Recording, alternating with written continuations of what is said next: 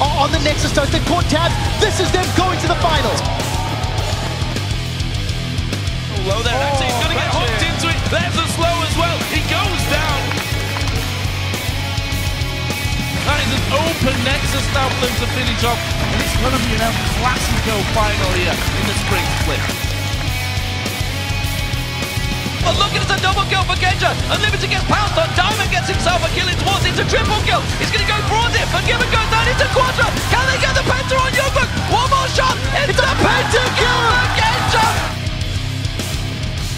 Winning the split would be really huge for us. It's going to be quite tense for me since they're my old team. We already won 2 splits and now we're going for the 3rd one. I hope it will go 5 games and then the better team's going to take it.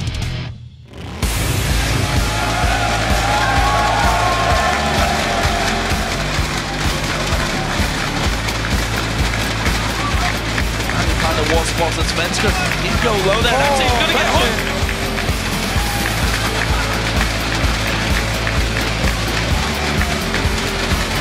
Welcome, ladies and gentlemen, to the final day of the European League Championship Series Spring Playoffs. We're coming to you live from our studio in Cologne, Germany. I'm Joe Miller, alongside Lee Demon Smith, and today we crown one team the King of Spring and send them to represent Europe in the upcoming All-Star Invitational in Paris, France. And it is a classic battle for the title featuring longtime rivals SK Gaming and Fnatic.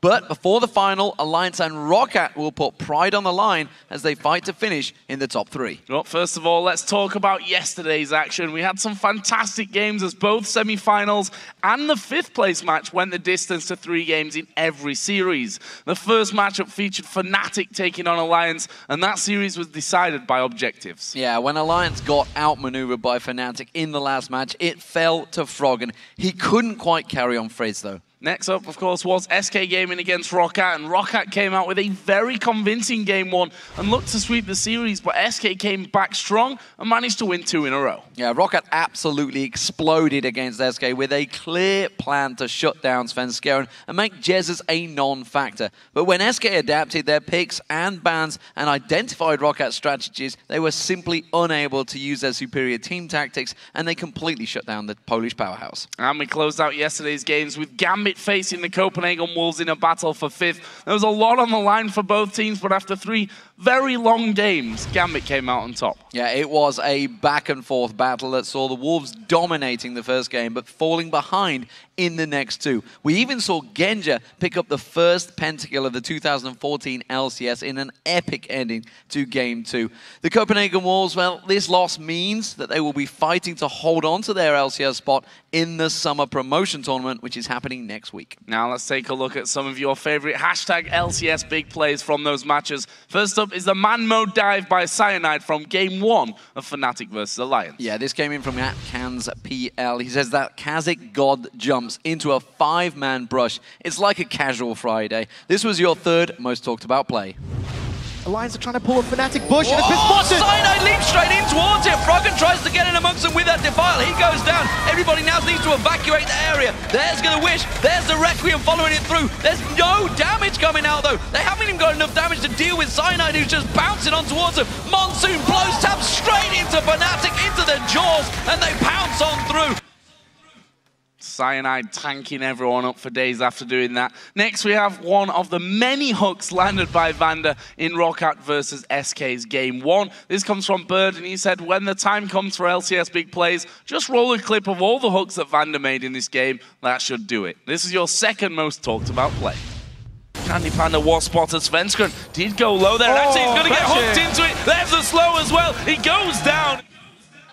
The box can come into the equation, and that super mega death rocket as the hook lands onto Enraged. Gonna knock him back here as he stands on the chompers. Gonna get slowed as well as the cocoon comes down. He's using intervention on himself. It's not gonna be enough to save his life as Svenskeren comes in the side. The flay comes down, but Svenskeren is gonna pay the price here, surely. Yes, he is. It's Sullivan that gets the kill.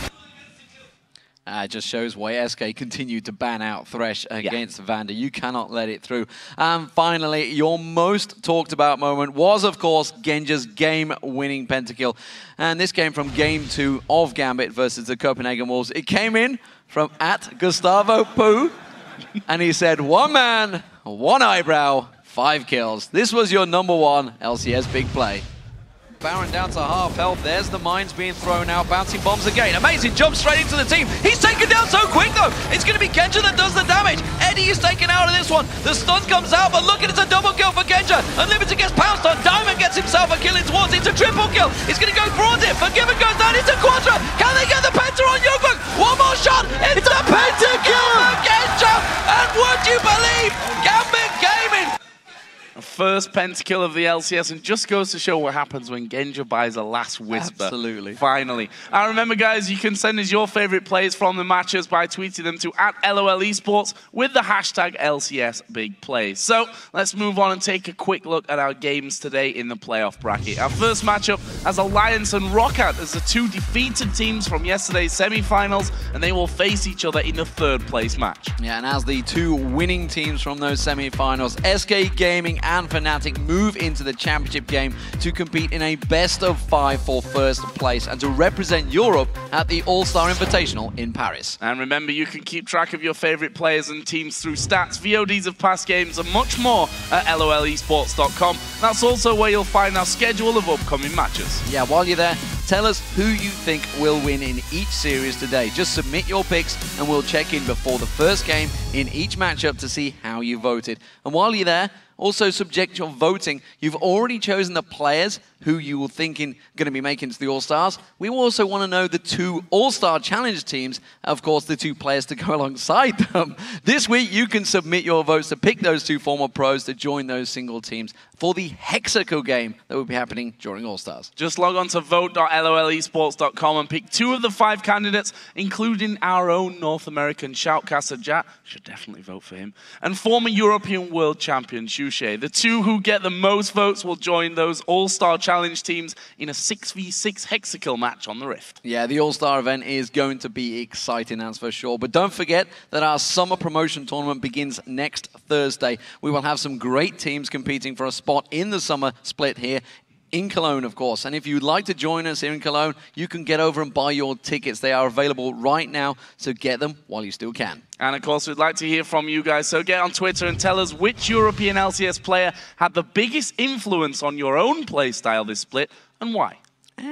There's a lot of players that have played some impressive, especially the supports and the junglers. They have been very impressive. I think you got to look at, say, Vander, maybe with those hooks as well. Kind of makes me want to play Thresh, but I can't do it as well. That's for sure. We want to hear your answers, though, so send them over to @LOL Esports and use the hashtag LCS so we can highlight our favorite responses later in the show. All right, then, let's send things over to Shox and Deficio, who are standing by with the Copenhagen Wolves' Youngbook for a breakdown of today's games. Thank you very much, Joe. Indeed, welcome, Youngbuck. You'll be joining us here all day to analyze the games. I quickly want to touch on yesterday, of course, a heartbreaking series for you guys. You guys are going into summer promotion, but I don't think I'm lying if I'm saying that you guys are a really strong team. You have a really strong chance of keeping it in. And what were kind of the main things you took of that series yesterday that you say this is a strength that we will be able to use next week in that promotion tournament? I think overall we had good champion selects and good game plans that we followed a lot. We just faltered when the pressure was very high and we had to be more decisive, and Gambit just beat us by pure experience. I 100% agree. I mean, the pick and ban phase for Copenhagen Wolves is actually one of the strongest we got here in Europe. They always had counter picks for everything, deep champion pools for all the members.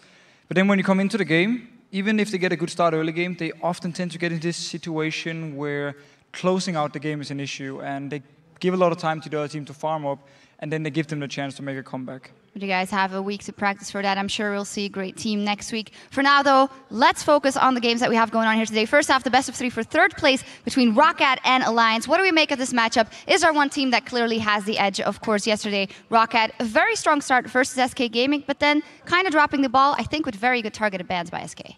Well, I think it showed Roccat had a tactical plan with these 5 champions. They used them both games against Gambit and also first game against SK, and it worked really well. But as soon as 2 of them, the Jackson and the Thresh, was banned away, everything kind of fell apart for them. So we need to see today if they have adapted, if they have learned new champions, or not learned, but have some new champs ready, new comps ready, because we can expect Alliance at least to make sure Thresh and Jax are not going over to Roccat.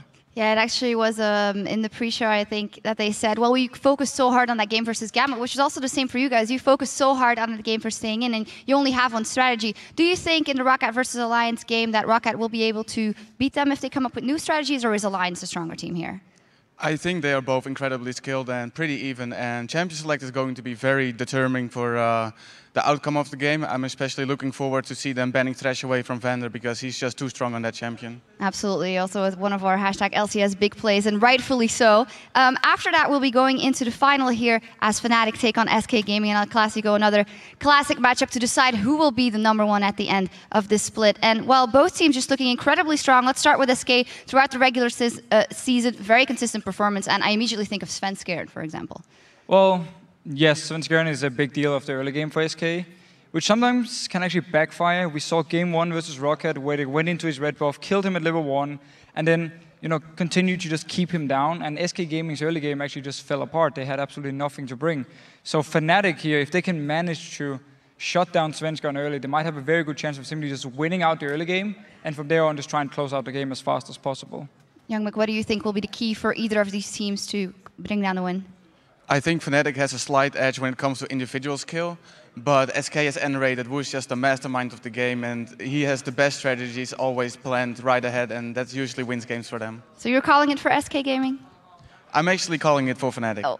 What about you, Defisho? Well, Fnatic are going to bring out something special. I just know it because all these players play so many different champions. If they pull something out, like we saw yesterday with the Soraka top lane, and if they win 1 or 2 games from it, especially the first game and the second game possibly, I feel like SK is going to have a hard time coming back from it because, of course, you need to win 3 in a row. It's very, very hard. And Fnatic is so experienced, they know how to win a series like this. They've been here before. So I feel like if they pull out something special in the start and get the first few games, they will take the whole thing. All right, you guys are saying Fnatic. What about for Rocket versus Alliance real quick? Rocket or Alliance? Defisho? I'll give it to Alliance, honestly. I think if they ban away some key champions from Rocket, I think Alliance is going to be stronger. Youngbuck? I agree with Defisho. I think it's going to be a 2-1 victory for Alliance. All right, well, we'll see how that turns out. Thank you very much for joining me. And of course, we'll be seeing a lot of you. Azure will be with us all day. As for us, it's time for us to take a short break. But when we come back, it's time for the 3rd place match between Alliance and Rocket. We'll be right back.